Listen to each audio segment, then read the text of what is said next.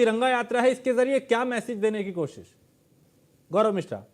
राजेश जी, ये दिन देखने के लिए भारतवर्ष को 7 दशक लग गए और सेना के इस शौर्य को जो पूरे दुनिया ने देखा है, पूरे वर्ल्ड ऑर्डर में भारतीय सेना एक नए रूप में आज देखी जा रही है। पूरे भारत के प्रति नजरिया बदल चुका है। न्यू जनरेशन वॉरफेयर क्या होता है, नेक्स्ट जनरेशन वॉरफेयर क्या होता है, वो पूरी दुनिया ने सीखा है भारत के इस वार से, इस लड़ाई से। और देखिए, जहां तक तिरंगा यात्रा की बात है, भारतीय जनता पार्टी हमेशा राष्ट्रवादी विषयों को उठाती है और संगठन के अंदर संगठनात्मक कार्यक्रम चलाती रहती है। देश के बीच में, जनता के बीच में जाने का कार्यक्रम हम लोग साल भर करते ही रहते हैं। लेकिन ये एक महान अवसर है जब हमारी सेना ने पूरे देशवासियों को न सिर्फ सुरक्षित रखा है, बल्कि शौर्य और पराक्रम से भर दिया है। ऐसे में उनके सम्मान में जनता के बीच में जाना, बिना राजनैतिक किसी भी प्रकार के पूर्वाग्रह या भेदभाव के, इस विषय को देखने की आवश्यकता है। क्योंकि सेना जो बॉर्डर पे लड़ती है और जब हमारे सैनिक सर्वोच्च बलिदान देते हैं, उसके पीछे 140 करोड़ देशवासियों की भावनाएं होती हैं, उनका सपोर्ट होता है, उनके लिए वो लड़ती हैं।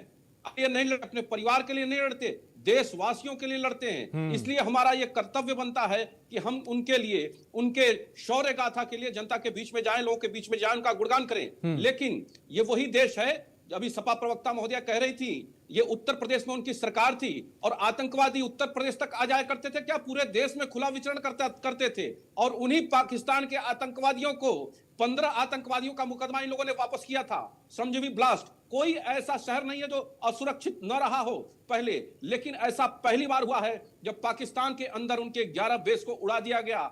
लश्कर तैयबा और जैश ए मोहम्मद जैसे दुर्दांत आतंकवादी संगठनों के पूरे ढांचे को खंडहर बना दिया, जैसा प्रधानमंत्री जी ने कहा। मुझे लगता है कि अंतर्राष्ट्रीय नीति की जहां तक बात है, भारत के विदेश मंत्री ने बहुत साफ और स्पष्ट कहा था कि किसी भी तीसरे व्यक्ति की नसीहत की आवश्यकता नहीं है।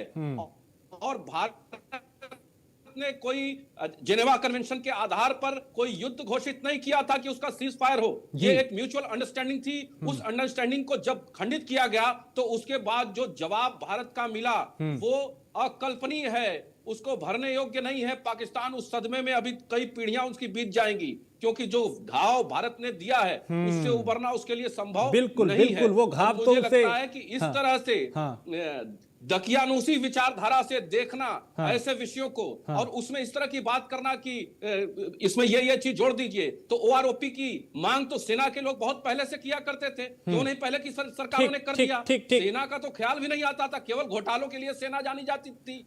इसलिए कम से कम नसीहत देने का ऐसे मौके पर काम विपक्षी दल न करे। ठीक है, पूजा जी कुछ कहना चाह रहे? पूजा, देखिए, मैंने पहले